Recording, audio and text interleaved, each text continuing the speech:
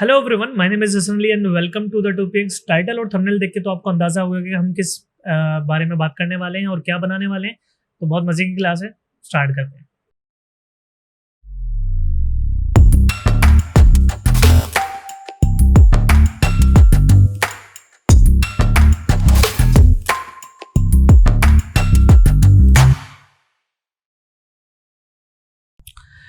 आज की क्लास में हम बात करने वाले हैं अपने टाइप टूल की। जो टाइप टूल की काफ़ी सारी वेरिएशंस हैं, हम उसकी बात करेंगे। हम अपने टूल्स को एक्सपेंड करके बाहर रख लेते हैं। इसमें डिफरेंट ऑप्शंस हैं टाइप टूल में, जैसे एरिया टाइप टूल है, टाइप ऑन पाथ है, वर्टिकल टाइप ऑन पाथ है, टच टाइप टूल है और वर्टिकल एरिया टाइप टूल है। हम इसको देखते हैं कि किस तरह से काम करते हैं। पहले हम स्टार्ट करते हैं अपना एरिया टाइप टूल से।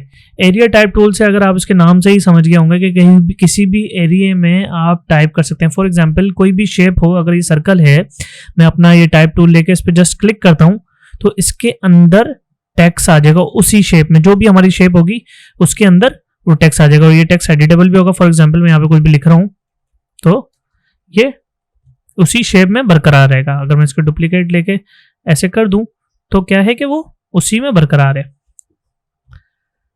ठीक है, उसी शेप को बरकरार रखेगा और टेक्स्ट उसके अंदर टाइप हो जाएगा। ये कोई भी शेप हो सकती है, आपकी स्टार शेप हो सकती है, ट्राइंगल शेप हो सकती है। हम दूसरी शेप लेके देख लेते हैं कि इसमें किस तरह से काम कर रहा है। हमने ट्राइंगल लिया, इसको स्ट्रोक पे किया और इस पे अपना सिर्फ टाइप टूल क्लिक किया तो देखें कि उसमें कितनी आसानी से उसने पूरा टेक्स्ट को फिल कर दिया। आप इसकी लाइन हाइट वगैरह भी एडजस्ट कर सकती हैं अपनी मर्जी से। ठीक है, फॉन्ट साइज बढ़ाना हो फॉन्ट साइज बढ़ा सकते हैं आप इसका अपनी मर्जी से। जो भी करना हो सारी फंक्शनैलिटी इसमें यूज होगी। बस क्या है कि वो आपको एरिया में टाइप करके दे रहा है। ठीक है, नेक्स्ट फंक्शन पे चलते हैं, type on path. Type on path से आप समझ गए होंगे कि हम किसी भी पाथ के ऊपर टाइप कर सकते हैं। जस्ट मैंने टाइप पे क्लिक किया और हमने उस पाथ पे उसी फ्लो में उसी अंदाज में उस पर टाइप कर लिया। कुछ भी लिख सकते हैं हम यहाँ पर अपनी मर्जी से, तो वो ऑटोमेटिकली आगे बढ़ता रहेगा। ठीक हो गया कि जो भी हमें चीज़ कोई पाथ पे टाइप करनी हो, किसी भी तरह की शेप हो, उसमें हम टाइप कर सकते हैं। यही टूल हम वापस लेके अपने सर्कल पे यूज करते हैं। ठीक है, यहाँ पे लिख देते हैं for example hello everyone, my name is, hello everyone लिख लेते हैं, ज़्यादा लंबी नहीं करते हम। ठीक है, ये करने के बाद हम इसके 2 पॉइंट्स अगर आपको नजर आ रहे होंगे, हम ये इनको मूव भी कर सकते हैं। यहाँ से हमने पकड़ के इसको मूव कर लिया अगर ये सेंटर में नहीं था, और इसकी वैल्यू को बढ़ा लिया। अगर आपने देखा होगा कि इस तरह के इफेक्ट ज्यादातर मोनोग्राम वगैरह में यूज होते हैं कि अगर हमने कोई मोनोग्राम वगैरह बनाना है तो हम उसमें इस तरह के यूज कर लेते हैं। ठीक है, इसी तरह से अगर आप चाह रहे हैं कि जो टाइप जो हमने लिखनी है वो जो भी हमारा पाथ है वो उसके आउटसाइड हो, तो हम इस तरह से करेंगे। और अगर मैं इसको खींच के इनसाइड कर दूंगा तो ये हमारे टाइप के इनसाइड वाले एरिया में आ जाएगा। ठीक है, इसका फॉन्ट साइज वगैरह हम इंक्रीज और डिक्रीज कर सकते हैं। ठीक है, अगर इसका जो है वैल्यू बढ़ानी है, हमने वैल्यू भी बढ़ा दी, कैरेक्टर स्पेसिंग बढ़ानी है, तो क्या होता है कि जो मोनोग्राम्स वगैरह बनते हैं जिसमें बिल्कुल सर्कल के ऊपर टाइप किया होता है वो इसी टूल के जरिए बनते हैं। अगर हम इसको पकड़ के अगर मैं बाहर की तरफ कर दूंगा तो ये टेक्स्ट हमारा बाहर की तरफ आ जाएगा। ठीक हो गया, और इसको हम यूं मूव भी कर सकते हैं। जिस पोजीशन पे भी आप रखना चाहें आप इसको उस पोजीशन पे रख के आसानी से मूव कर सकते हैं। ठीक हो गया, तो टाइप ऑन पाथ भी समझ में आ गया। अब हम चलते हैं अपना वर्टिकल टाइप ऑन पाथ। हम यहाँ से वर्टिकल टाइप ऑन पाथ लेते हैं। अगर कोई आपकी शेप बनी हुई है, फॉर एग्जांपल मैं इस शेप को यूं ले लेता हूं कि पहले हमारे पास हॉरिजॉन्टल टाइप थी, अब हमारे पास वर्टिकल टाइप है। ठीक है, कोई भी शेप बनाई और हमने जो है उस पे जो है वो वर्टिकल टाइप ले लिया। हमारे पास ये था वर्टिकल टाइप ऑन पाथ, ये वाला सेलेक्ट किया। अब मैं इस पर टाइप करूंगा तो कुछ इस तरह से आएगा। क्या डिफरेंस है कि पहले वो जो टेक्स्ट था हमारा वो हॉरिजॉन्टली आ रहा था, अब हमारे पास जो है वो टेक्स्ट वर्टिकली आ रहा है, कि ऊपर से नीचे की तरफ आ रहा है।